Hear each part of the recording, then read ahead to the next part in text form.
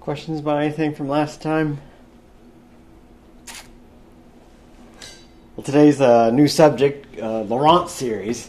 It's going to feel kind of familiar because it's exactly the same idea and almost exactly the same calculations as we did back when we came up with the power series formulas and facts. So the difference is that this now would apply on an annulus. So for example, if f had an isolated singularity at z naught, it would be analytic on that annulus. And so now we can talk about its Laurent expansion about z naught. But the expansion exists if f is just analytic on an annulus. That would be in the picture there, the z between distance rho 1 and rho 2 from z naught. I would call that annulus a sub rho 1, rho 2, and comma z naught if we're talking about the center also. So I've got an f that's analytic on that region. And then the fact is, we're going to show that f can be expanded in a power series-like thing, except now the power series has to have negative terms. So the sum then goes from minus infinity to plus infinity of an z minus z naught to the n. Okay, and by convention, if we write down something like that and imply that it converges, we mean that it can be split into two pieces, the positive terms and the negative terms, and both of those converge. And in fact, in the case of analytic functions, it converge very well if it's the Laurent expansion.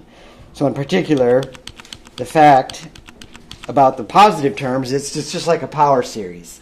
And it converges absolutely inside the big disk of radius rho 2 about z naught. So that's even fills on the inside. It fills up the hole even and converges absolutely inside the hole. Although we don't care what it is inside the hole. We only care what it is inside the annulus, really. And not only that, but if I shrink down, this is just like in the power series world, if I shrink that radius a little bit down to the capital R is the radius of that green circle. And so I've got rho 1 less than little r, less than capital R, less than rho 2. If I shrink it down a little bit, I get uniform convergence in that smaller disk. And now the other terms, which are the negative terms, they converge absolutely outside the disk of radius, the circle of radius rho 1. Okay, so they converge absolutely there. And if I push that radius out a little bit to little r from rho 1, then I get uniform convergence in that set. Even if I let z be gigantic, I get uniform convergence out there. Of course, when z gets gigantic, those terms in the power series get really small because it's 1 over that. Okay, so that's the big fact we're after here. And interesting, there's a formula for those coefficients that's exactly the same as the power series formula. But in the power series formula, we only had that an equal 1 over 2 pi I, kind of like a higher order Cauchy integral. We only had that for positive z, but now positive n. But now it holds for all n in the integers. And let's say I have an integral around the c sub rho there. That rho can be any old thing between rho 1 and rho 2. And the fact that those integrals are independent of the rho. Doesn't matter which rho you pick. So you might as well pick your favorite. One of those coefficients is the extremely important residue, and it's a sub minus 1. So now, even if a function has an essential singularity, so let's see, this definition holds when z naught is an isolated singularity. The Laurent expansion exists even when, just if it's analytic on an annulus. But if z naught is an isolated singularity, then of course I can let that little r get as close to 0 as I want when z naught is an isolated singularity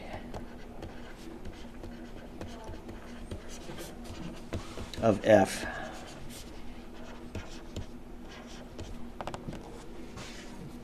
Okay. And let's see, a theorem we're after today is that you can read off a lot about the isolated singularity from looking at the Laurent expansion. So let's suppose f has an isolated singularity at z naught.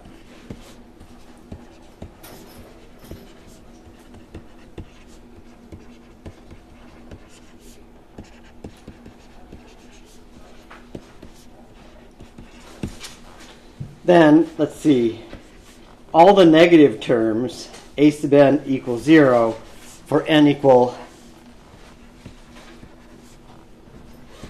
-1, -2, -3, etc., all the negative terms, if and only if z naught is removable.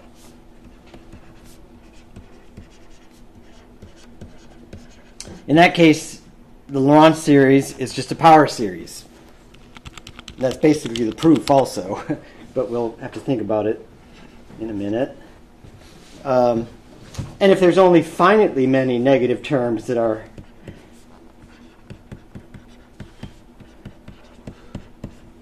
only finitely many, a sub minus n unequal to 0, with n being natural numbers,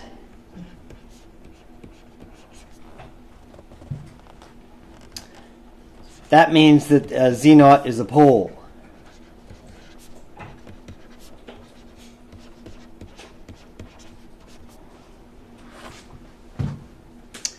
And of course, the other possibility is that there's infinitely many a minus n's. It's the other case. Infinitely many a sub minus n unequal to 0 with n natural number. That means that z naught is essential. So the Laurent expansion says it all. Okay, and I'm going to prove the expansion in a minute, but step 1 is to prove a Cauchy integral theorem for an annulus. I guess I might as well state another important theorem here today. Another fact.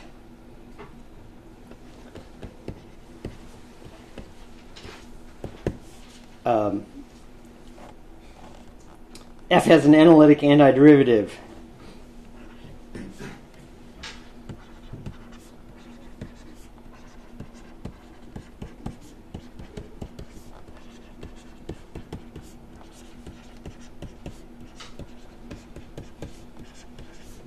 On disk of radius rho 2 about z naught minus z naught. So that's a punctured disk. If and only if the residue term is 0. That's the log term. So that everything else is you can write as the derivative of something, except for that one log term in the Laurent expansion. So that's the way you remember that. If and only if the residue of f is equal to 0.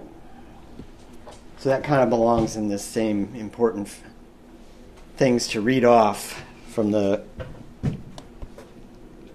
Laurent expansion.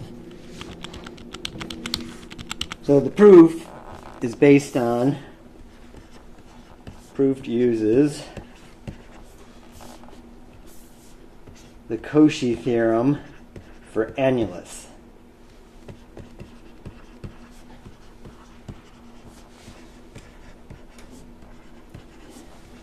And the Cauchy integral formula. Cauchy theorem for an annulus and the Cauchy integral theorem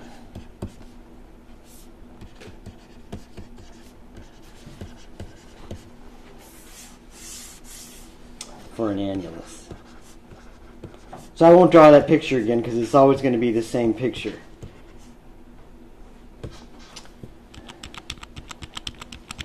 I guess I have to draw it again. What I should do is just copy it. Sorry, I'm going to do this.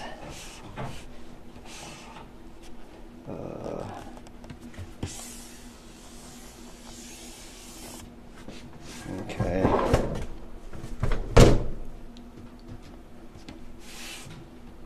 Okay, so here's the picture.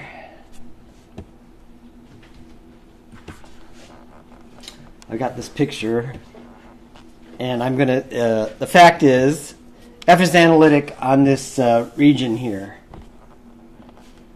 So F is analytic on the annulus, on the orange stuff.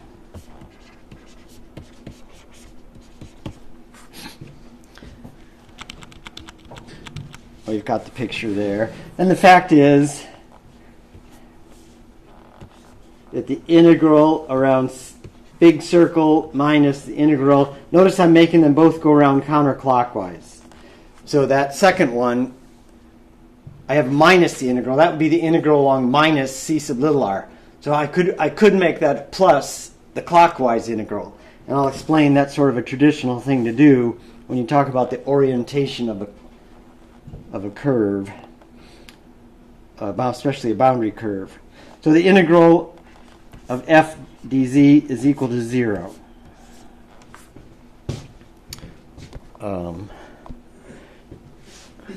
I guess I'll make a remark here about that orientation of business. Remark.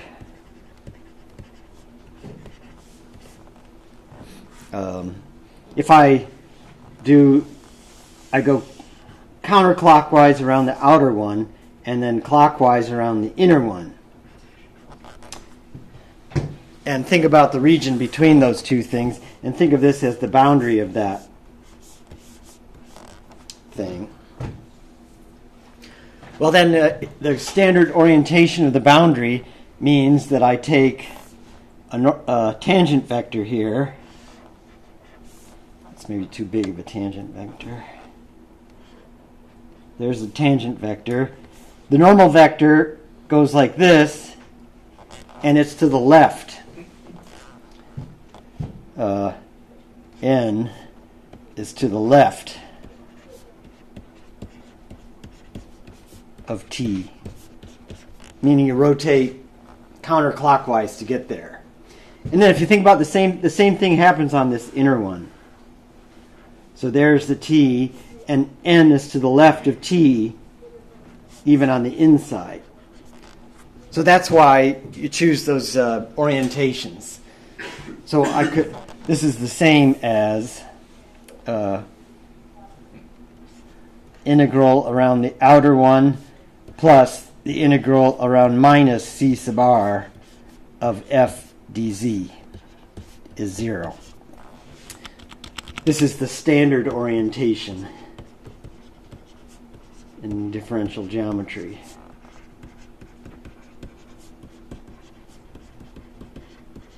Of the boundary of that annulus.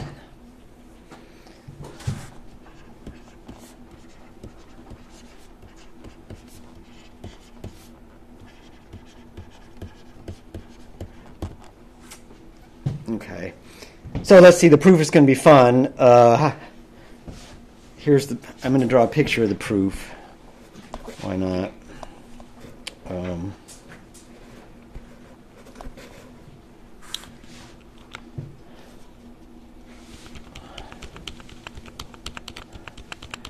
I cut this thing into a whole bunch of little pieces of pizza. So let's see, and I'm gonna cut it like. How about I'll do it over here? I'll take a cut. So I'm gonna go like this. Then the circle here is the outer one's going counterclockwise. The inner one's going clockwise. Okay, the Cauchy theorem holds on that, and I can take a convex set. If I make that small enough, the convex set Oh, blast, that's kind of too big, isn't it? Oh, I can just barely squeeze it in. There we go.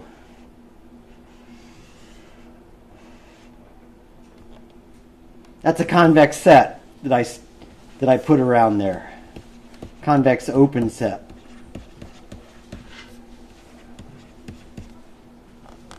And F is analytic on that convex open set. So the integral around that little thing is 0. A little purple thing.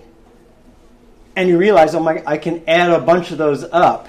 And when I do, the integrals along, let's see, if I have this side would go this way. Then I'd go this way. And then I'd have another cut, go this way, go like that. And the integrals along the cut would cancel. And I could do that all the way around and come back to the beginning and get, add them up and get 0. And notice all the cuts cancel. And what I'm left with is an integral counterclockwise around the outside and clockwise around the inner circle. So it's just adding up those pieces of pie, and you get a so proof of the Cauchy theorem.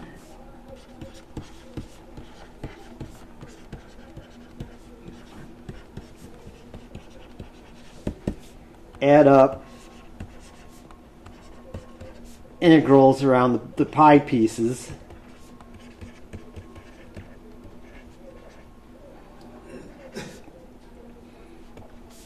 Cancel the cuts.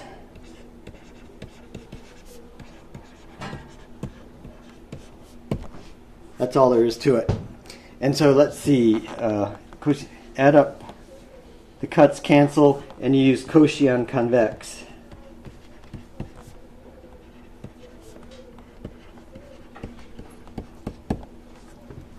The classic example you'll see on the pictures of some textbooks is a case of an isolated singularity. Questions about that? That's the proof. Kind of natural. So classic example is I would have an isolated singularity, which means I'd have a big circle and then have my z naughts the center. And I could punch out a really small circle here if it's an isolated singularity.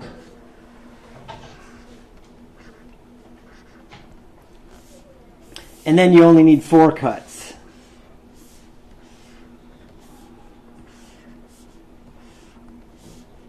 Let's see, so this way, this way, this way, this way, this way, this way,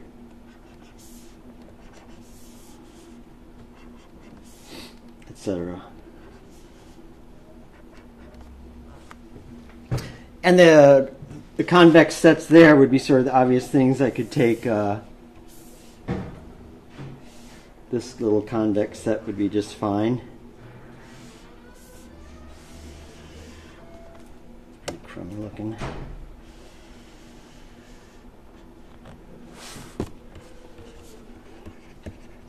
Convex open set. And in this case, Z naught would be an isolated singularity.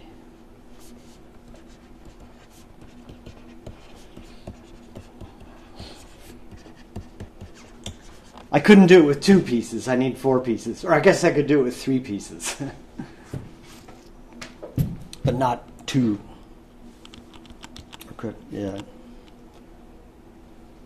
Oops, my convex set went. I can fix that in just a second. Can I fix? Oh, let's see. Darn. Oh, blast. It's not 1 piece. Ah. The boundary is just... I could move my Z naught. That's what I should do. The Z naught's supposed to be not there, but let's see if I can. I'll fix it back in my office. Anyway, I can slide this. Oh,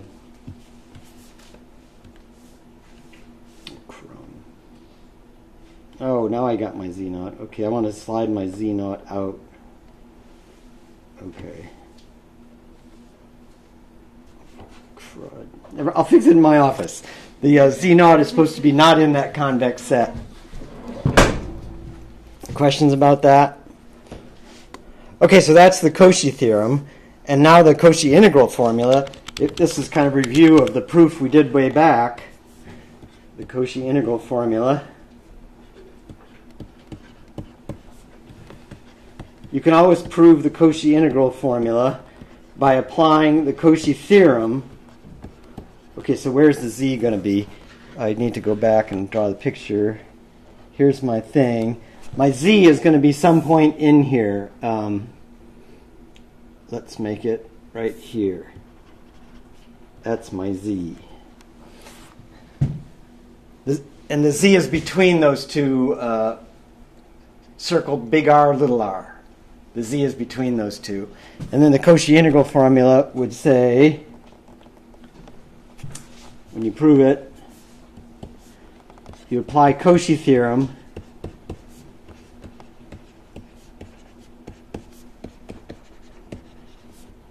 to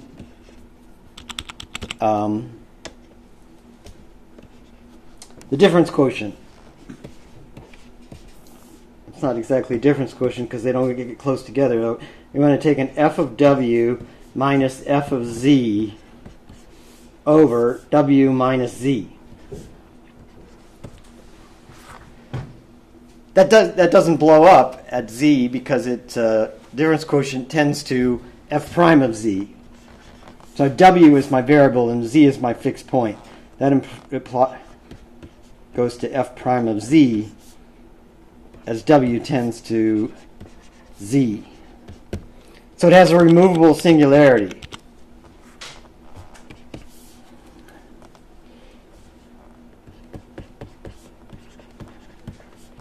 So I can make it the value.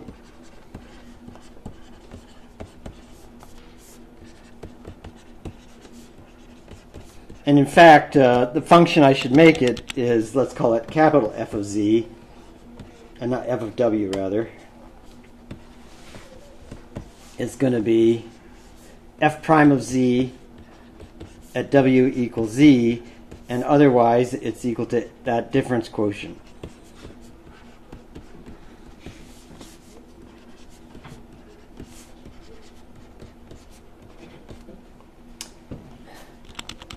Is analytic on the annulus.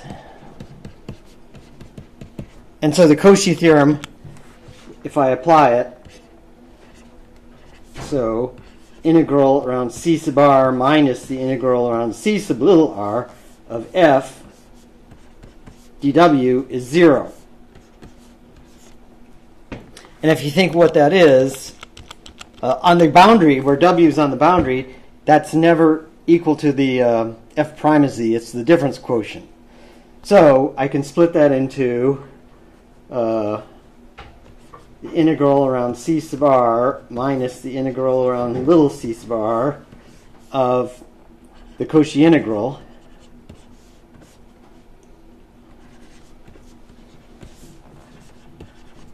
And then I would have the minus part minus integral around c sub r minus the integral around c sub little r of f of z over w minus z dw.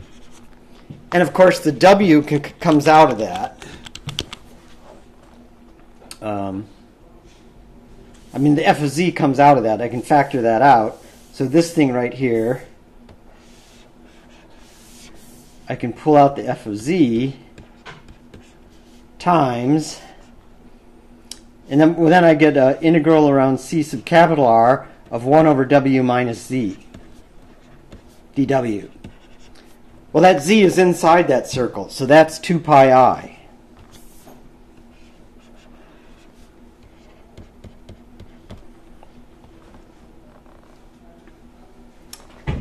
And then the other piece, I would get minus an integral around c sub r of 1 over w minus z.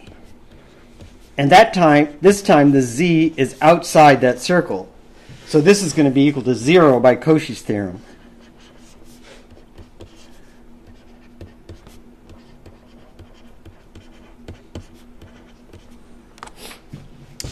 And so that's exactly what I wanted. That shows me, did I ever state the Cauchy integral formula? Did I up above? I don't think I did because I didn't have a z in the picture. So the Cauchy integral formula, which I should have stated, is if that z is between those two,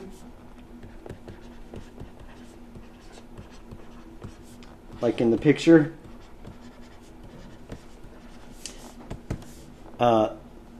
f of z is equal to a Cauchy integral-like thing. The difference is that on annulus, instead of just being one circle, it's the outer circle minus the inner circle integral. And f of w over w minus z. Well, you might remember, as soon as we had a Cauchy integral formula, we could play a game and get power series expansions by using geometric series. And that's exactly what we're going to do now. So let me do the proof of the expansion. Basically, it's writing down that formula. So proof of the Laurent expansion. On the outer circle, let's see, I'll draw some. I've got my circle above here again. Let me put my z. There's my z. My w's are going to be on these circles. Okay, so on the outer circle, that w is a big one compared to z. I should say w minus z naught is much bigger than w minus z. I mean z minus z naught. And if I want to do a geometric series that converges, I need something less than 1 in there. And so it's clear what ratio I should take. And I'll do that in a second. Whereas if the w is on the c sub little r, then the w minus z naught is the small one. And I should pick a different ratio to make that less than 1. And so let me go back to my picture back here. So let's see, to make my life easier and so I don't have to botch up what I just said, I can assume that z naught is the origin. Otherwise I just write z minus z naught everywhere where I write a z. Okay, and so I first look at the f of z is equal to, let's take the 1 over 2 pi, the outer one, integral around c sub r. And let's think what we have here. I've got an f of w over w minus z dw. And then I would have a minus 1 over 2 pi I integral on the little circle of f of w over w minus z dw. And then we proved the power series version of this. We realized, that kind of looks like I could use the geometric series formula. And let's see, what did we do there? We factored out the w. So this would be f of w over w times 1 over 1 minus z over w. And that was a nice thing to do because I could expand this in a power series and write it as 1 plus z over w plus z over w to the n plus a remainder.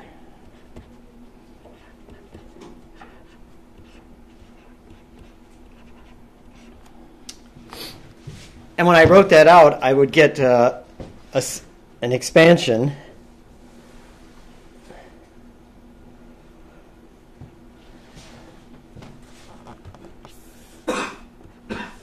so let's see, when I expand that, I would get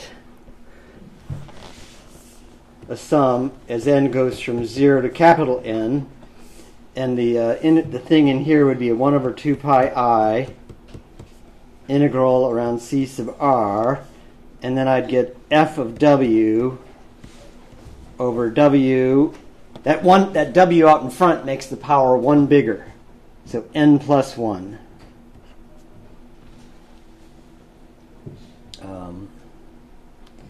dw. And the z to the n's come out in front. And plus an error, which I could estimate using the basic estimate for integrals. And that would go to 0. And so that works exactly like before. That gives me the power series piece. So that piece of it is nothing new. And now, if I do the same thing to this one, let's see.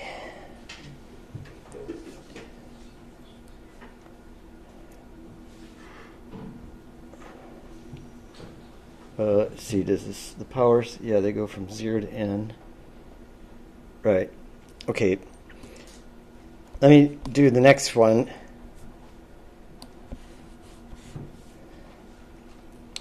Okay. So let's see. This one I'm going to pull out the minus z. So this one I'm going to pull out. I'll have minus f of w over z times 1 over 1 minus w over z. And now remember, w is the small one now. So w over z is less than 1 in modulus. And so now I can expand that and get, this thing's going to be 1 plus w over z plus blah, blah, blah, plus w over z to the n, plus that error term.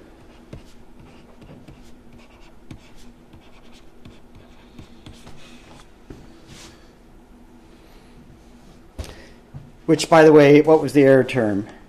En of z over w over z is equal to w over z to the n plus 1 over 1 minus w over z. Okay, when you write that all out, you get the negative terms in Laurent expansion. I think I'll let you read about it in the book because it's going to be exactly the same as the work.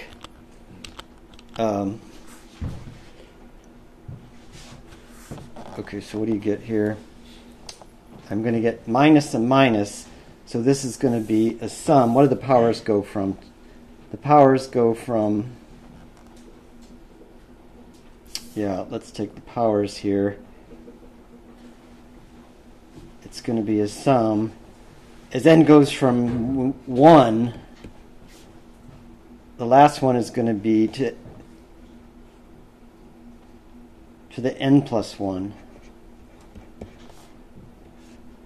And I'll have 1 over 2 pi I, a minus, so it's going to be plus an integral around c sub little r. The f of w is going to be there. But now I'm going to get powers to the w to the n minus 1. Right. W to the n minus 1. dw. When you write it out like that, and the power of z you get here is 1 over z to the n. It starts with z to the 1 power. Anyway, it turns out that these formulas both give you the coefficients that I mentioned. And remember, the Cauchy theorem for an annulus means those integrals are equal and don't depend on r or capital R. So I can shift them all to a row, where rho is somewhere between those two.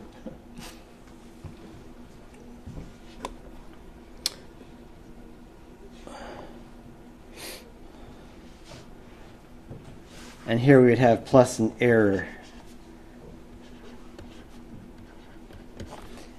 And when you estimate the error,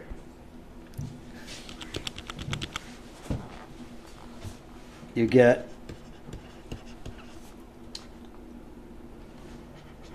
En of z is less than or equal to 1 over 2 pi 1 over modulus of z of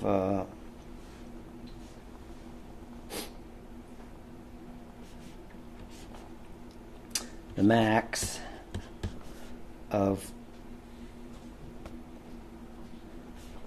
the modulus of f on C sub r times r over mod z to the n plus 1 over 1 minus r over mod z. The very simple basic estimate gives us that. And that goes to 0 as n goes to infinity.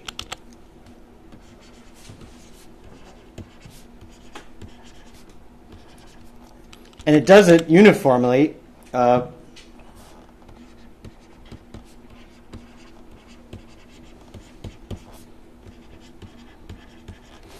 When mod z is greater than something, let's say an r twiddle, which is greater than r.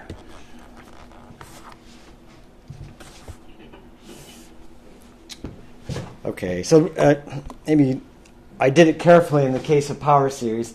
It's really the same work. It's just I've got two different terms to mess with in slightly different ways. Yeah, that's enough of that. Quick question. Yeah. Above, when you wrote if you scroll up, when you first wrote the Cauchy theorem, Yeah. I think I saw something. I had a quick question.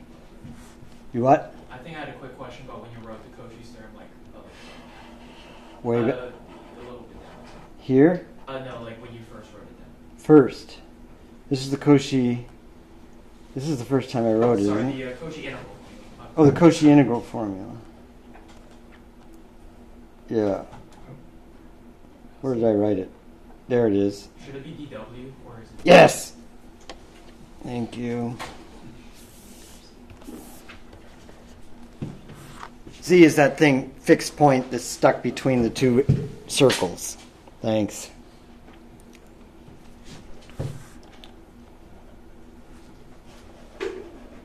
Okay, so a remark I wanted to make is that the integrals, integral around C sub r of f dw equals the integral around C sub rho of f dw equals the integral around C sub capital R f dw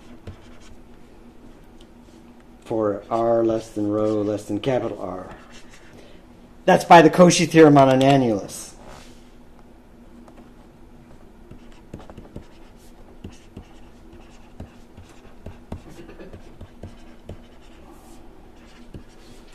So that's why I don't care what circle I put in those formulas.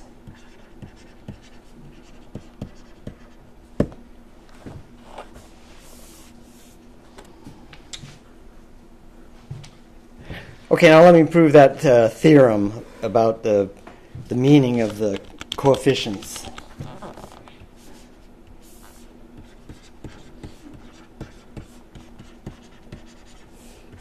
Let's do the case that all the negative terms are 0. So this would be number 1. Let's suppose this way. So let's suppose all the negative terms.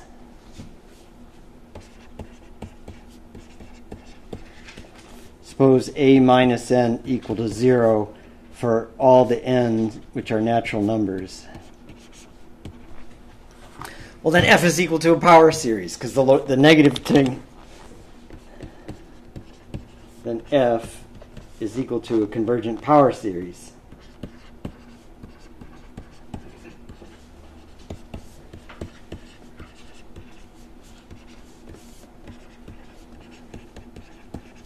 On the punctured disk, d rho 2 z naught minus z naught. And so, of course, z naught is removable.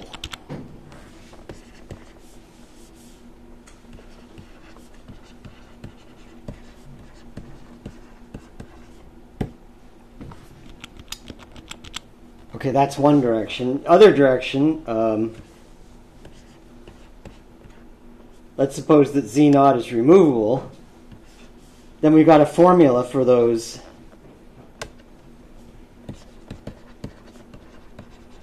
coefficients.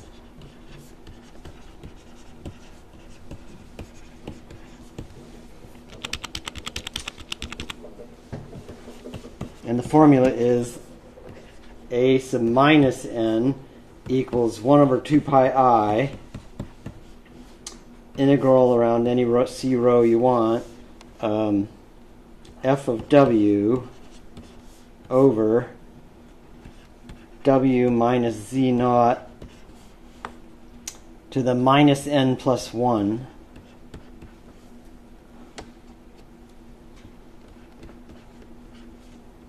dw.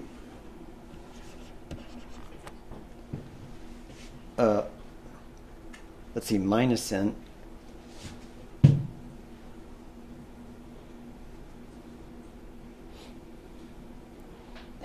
Which you can write as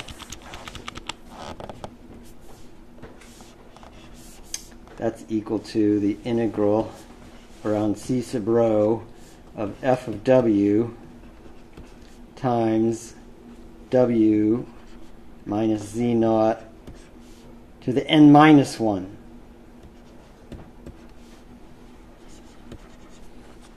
And of course, that's equal to 0 from Cauchy's theorem.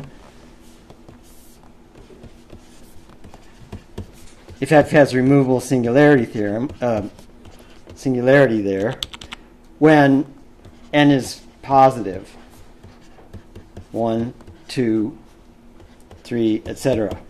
So check. All those negative coefficients have to be 0 just by Cauchy's theorem. Okay, so now we'll do the number 2. Kind of a lemma for number 2.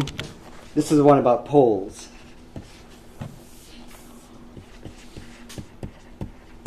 And the lemma is Laurent expansions are unique. So if something looks like a pole expansion, that is the Laurent expansion.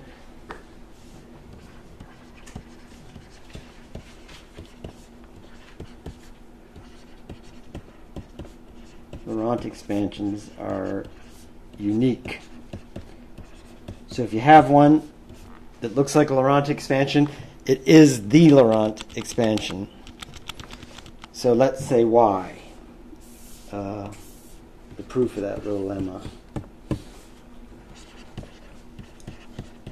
Suppose I have something that looks like a Laurent expansion.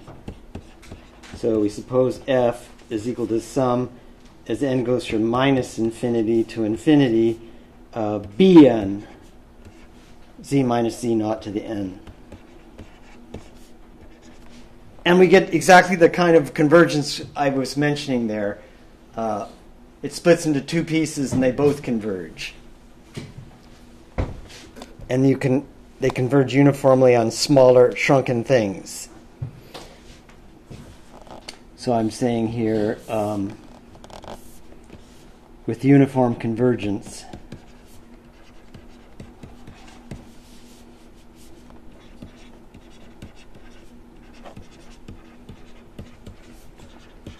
of the 0 to infinity part and the minus 1 to minus infinity part on the shrunken on r less than mod z less than capital R. Okay. Then when I write out the formulas for the a sub n, that's going to be equal to the integral 1 over 2 pi I integral around any old c sub rho of f of z over z minus z naught to the n plus 1 dz. Okay, now if I write out what that f is, that would be 1 over 2 pi I, let's see, integral around c sub rho. The f is the sum from minus infinity to infinity of the bn terms. Let's put it as z minus z naught to the n times 1 over z minus z naught to the n plus 1.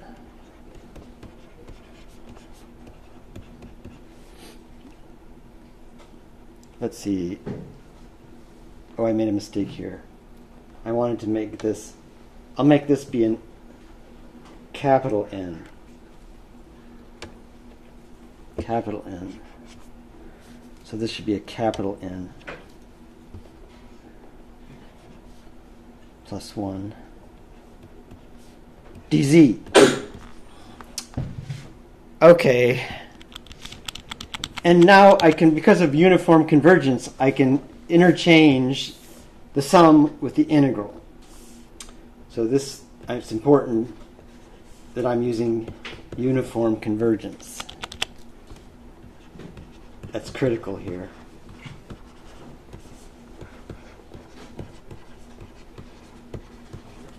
I can interchange the sum with the integral, and I get a sum as n goes from minus infinity to plus infinity. And then I can slam all this. I can pull out the b sub n's. I'll put the 2 pi with that. And then what's left would be an integral over c sub rho. What is the power I get? Z minus z naught to the n minus 1 dz. And most of those are zeros, except for the first few. Let's see. Wait a minute. Are they all 0? I'm sorry.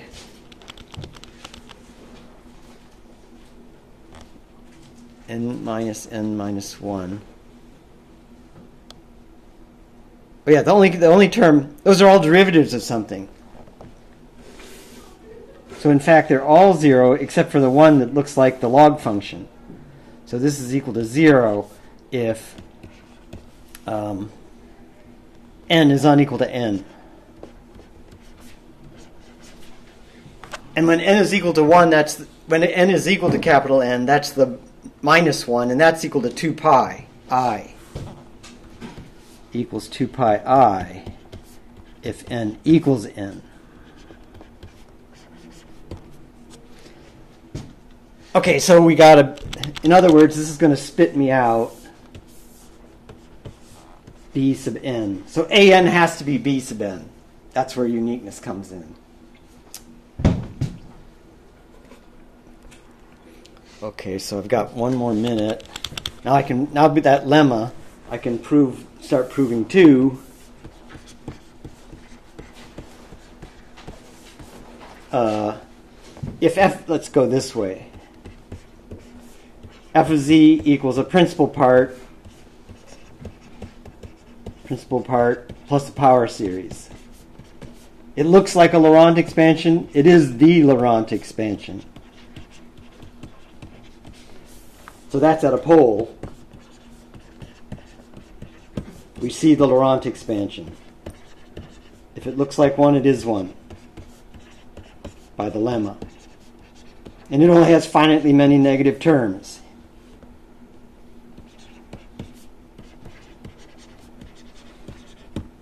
And then, of course, this way is the easy way.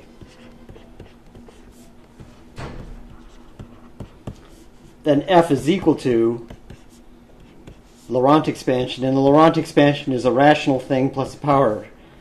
And